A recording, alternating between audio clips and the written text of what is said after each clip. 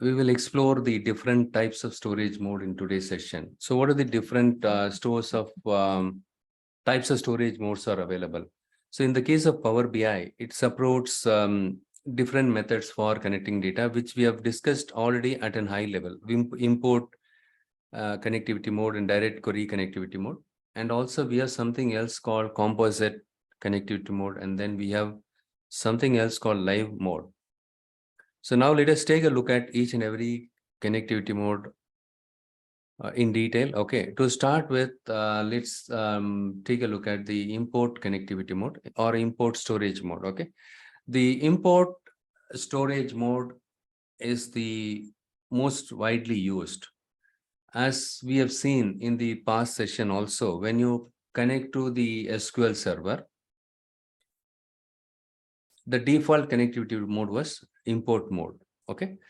And even in the case of database, we have noticed. So when the moment when I have given the URL or the server name, right, database cloud server name, and then when we connect it there, and when I selected the table, account table,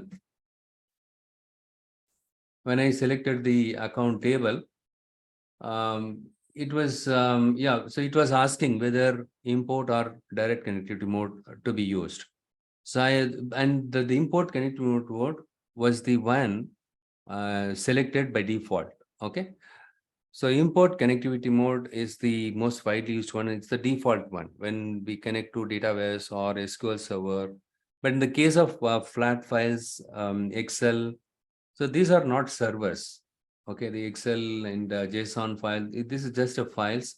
To connect to the files, it uses only the import mode. And if you connect to anything like any engine, like the SQL server database, it is the engine is running in the SQL server itself, right? And the Oracle server, these kind of sources, if you connect it, and the default connectivity mode is import. Okay. So in that case, what happens is it will ingest or pull the data from the data source and become part of our Power BI desktop file in the case of import. Okay. And okay, so in the import mode, what happens is when the data gets loaded into our Power BI desktop or in your local server, it is not only loading into your local server, it is getting loaded into your local server or your laptop's memory, in memory. Okay, the data get cached in memory.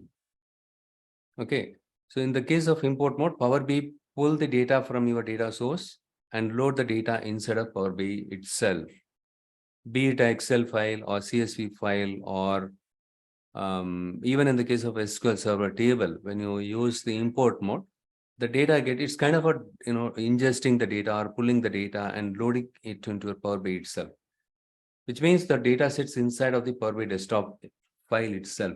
In the intro, they'll ask you, once you load the data into Power BI desktop using import connectivity mode, so where the data will get, loaded. So where the data will be available. So the data will become part and parcel of your Power BI desktop itself. It will become part of your Power BI desktop itself. Okay. Since the data is available as part of the Power BI itself, it is super fast because because of the in-memory querying, and being columnar database, the report performance will be faster. So what happens is, in the case of import mode, behind the scene, there is something called xVelocity engine.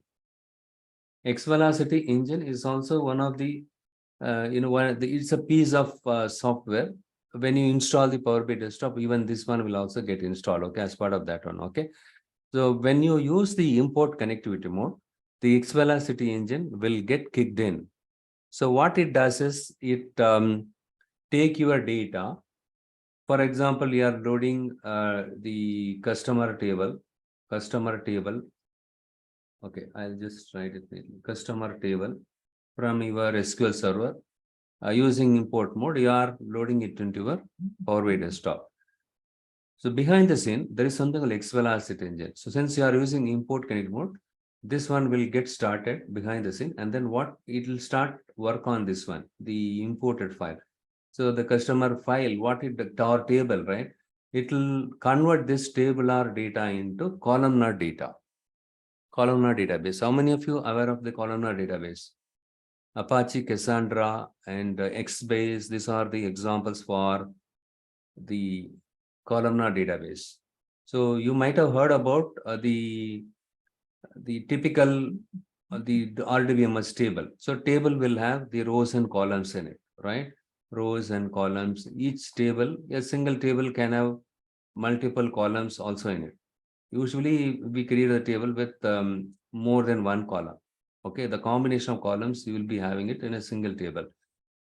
In the case of columnar database, it stores each column separately. Each column separately. This I will discuss it in detail when I cover the DAX topic. Okay.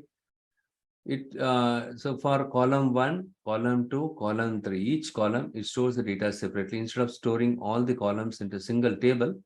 Each column. So what xVelocity does is it when you import the customer table into your Power BI desktop, it converts your tabular data into columnar database. The columnar database, this is your columnar database. You just think that way, columnar database. In the case of columnar database, it stores each and every column separately. Now the question is, why it has to store the columns separately instead of storing all the columns into a single table? The reason is the columnar database are quite popular because what happens is the difference here is this is row based. Okay, in this case, what happens? You have multiple columns. So supposing you want to you want to select only the C1 and C3 column to create your report. You need only C1 and C3 column from this table.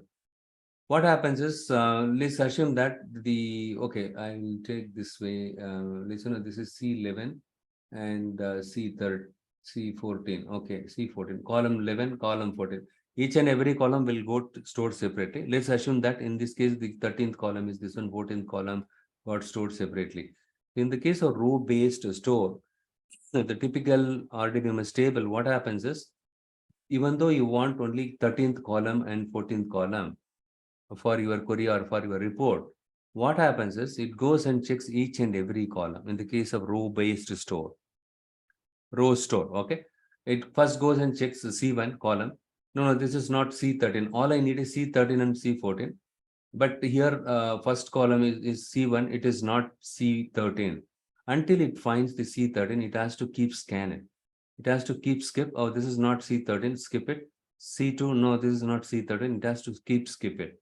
If the volume of the data are very huge, especially in that kind of situation, if the row store database skips the columns and to find out until the desired columns, it takes a lot of time.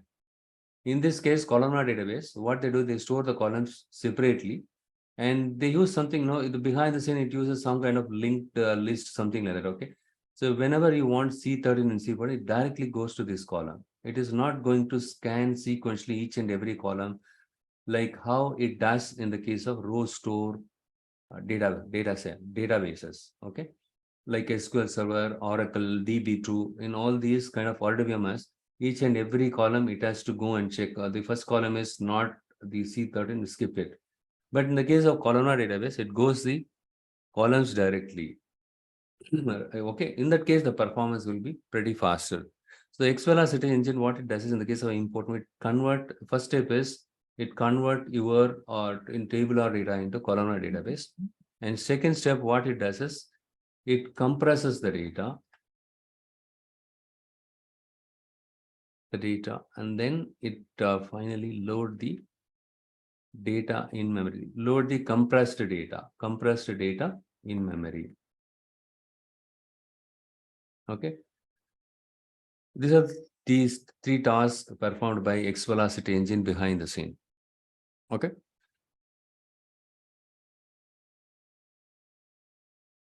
So what is why it has to compress the data? If you compresses the data and if you load it in memory, it doesn't require too much of memory to hold the compressed data, isn't it? And also querying the compressed data will not take much time, it will be pretty faster.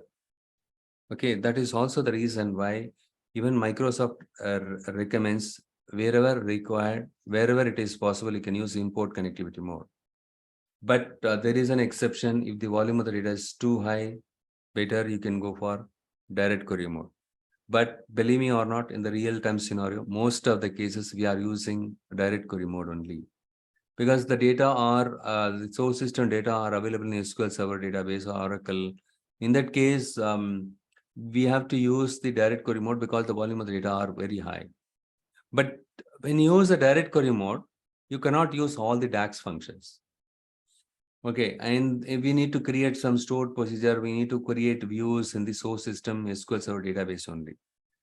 Okay, though Microsoft says a lot of DAX functions, built-in functions, everything is available. With that, you don't have to do heavy lifting. You can perform advanced analytics. Still, there are limitations. Okay, you cannot use all the DAX functions with direct query. You need to still rely on the traditional way of writing the stored procedures, stored functions to perform the complex data transformation. Okay. Let's say you have a table with or Excel file with 1 GB file. Okay, let's say you have an Excel file. The data is available in Excel file. That Excel file has the Excel files is 1 GB. But when you load it into your Power BI desktop, it gets compressed, and then the file size will become 10 MB.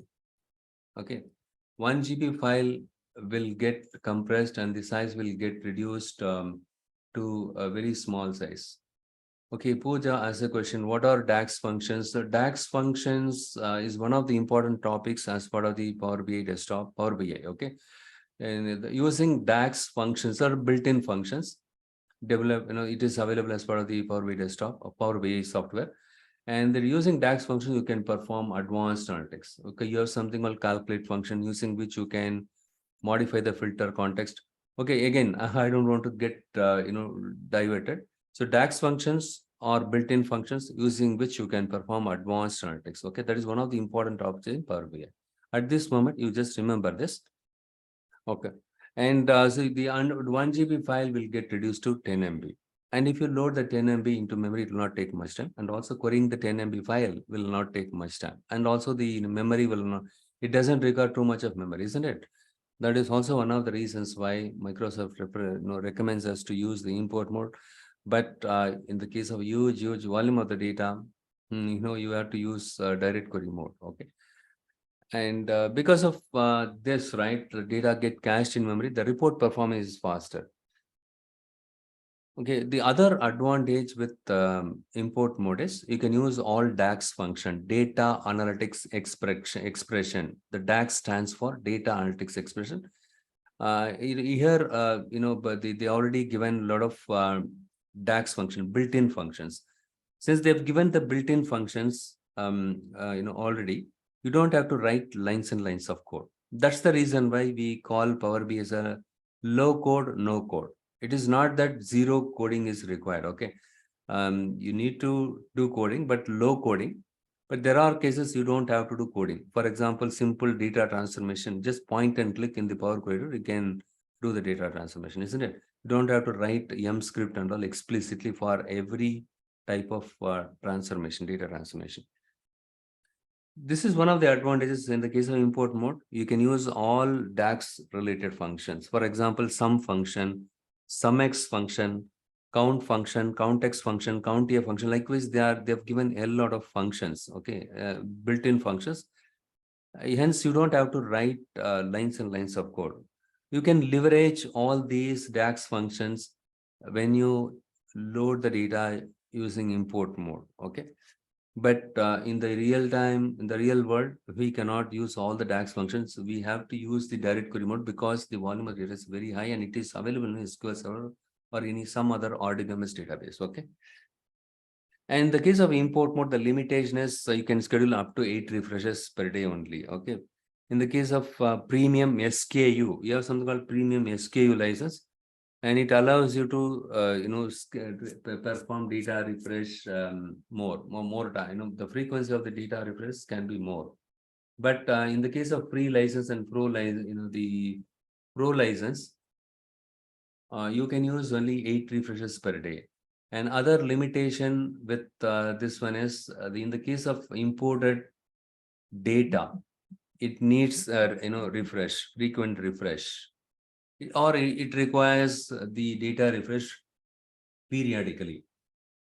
The simple example is, for example, I just see the refresh, right? So why do we need to refresh the data? Let's say you have published a report on cloud. This is your report file. What is the extension of the report file? All of you, please type it in the chat window, PBAX file. Okay, you developed a report and then you publish it on cloud. Once you publish it on cloud, people across the globe within your org or even your end customer can also access the report. Okay, and you published reports. It's all daily summary report. You publish the report on 1st May. Okay, and the daily reports, monthly reports, it is fine if you publish it on 1st May. The 1st June, only the reporting users will check the monthly reports. But the daily summary reports, they want to see it on a daily basis. You publish the report on 1st May. And today is 22nd May. Today, when somebody opens the daily summary report, it should show today's data. But unfortunately, you publish on 1st May only. And this report, daily report summary will show only the 1st May, that specific day's sales summary here. If you wanted to see the day-to-day summary, you need to refresh this report with the fresh data. Okay, the simple example is, every day new customers, let's say whenever a new customer comes in, only the new customer data will get refreshed here. It's something like that. New customer and their associated transactions, or any new transaction comes on this specific day, only that thing needs to be refreshed. Instead of loading 1st May to till date, whatever the data is there, right? We are not going to load it. Since we are interested only in today's data, the today data, whatever the orders raised in the source system, and whatever the new customers got loaded into the customer table in the source system, only that information will get reflected, that needs to be reflected in this one. Okay.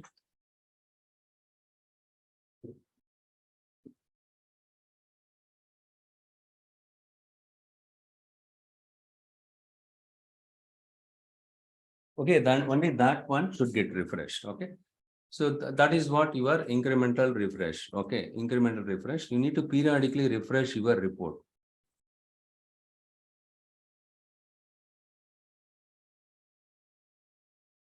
Will you please go through a subscription like Pro mode and premium, etc., as you have been repeating again and again? Did I repeat this one or see? I have explained to at a high level what is import mode. I did not cover in detail. Okay, did I cover this one? I did not cover this one, right? The refresh needs to be covered, right? It needs to get refreshed on a daily basis. The import model needs to be refreshed. Okay. And please bear with me. Okay, I need to go in detail, only then you will be able to understand. Okay, licensing part, yeah, you can, I will share the linking. Oh, you mean the licenses? Licenses, I will share the link. You can take a look at it, because again, they keep changing the licensing also, every new version. Okay, I will share the link. You can take a look at it. Probably I will repeat it in the tomorrow's session. Don't worry. Okay, without fail, I'll repeat it tomorrow. Okay, don't worry. Yeah, next one is the size limitations. I already discussed it. The maximum report file size of a Power BI desktop is 2 GB, and maximum file size for the PBA. We have something called template, Power BI template file. I'll explain this later point in time. When I cover Power Query Editor, I'll explain what is PBIT file, Power BI template file. The maximum size for this is 1 GB and premium. Because if I cover everything, you will not be able to understand the core topic which I'm going to cover it. Today, the whole objective is try to understand all the type of the storage mode in detail. Okay. Okay. And this is the idea. And P1 capacity can, the Power BI premium capacity will support up to 1 GB per data set. Okay. And these are the things, if you remember, when it comes to import mode, that is sufficient. And the next one is the direct query mode. So what is direct storage mode? Direct storage mode is other type of the connection to the source system. This is an alternate to the import mode. As I said, direct query, you have to use this connection mode or storage mode if the volume of the data is very high. Okay. In this case, the data will not get stored in your Power BI desktop.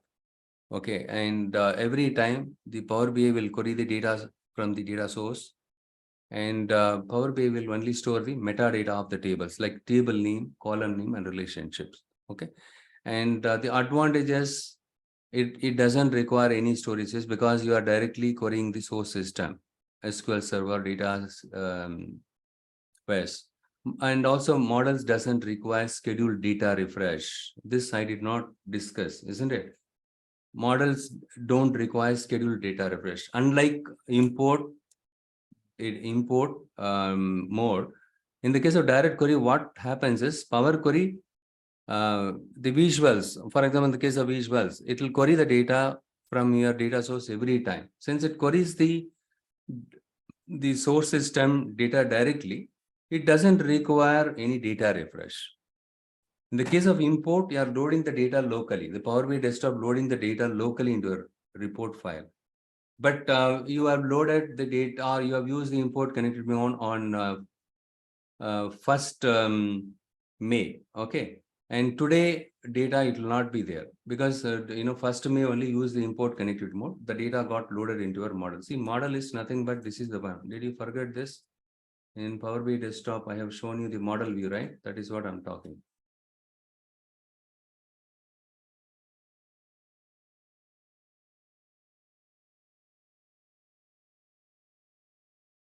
Okay, so the data will get, in this case, it will query the data at your source system directly, hence it doesn't require data refresh. Direct query, that is what is happening, isn't it? We discussed in detail as per the query folding and all. And the next one is the disadvantage, limitation to DAX queries. You cannot use all the DAX queries when you use the direct query connectivity mode or direct connectivity mode. That is one limitation, and also you cannot perform exhaustive data transformations. Okay, and data direct query is possible for few data sets only. That is another limitations. These are the source system. You can use the direct query mode. If you have MySQL server, you cannot use this one. Okay. And if you want to take a deep dive, so look here, this is the one link. You can go and take a look at this link. Okay. And the next one is the live mode, live connection mode.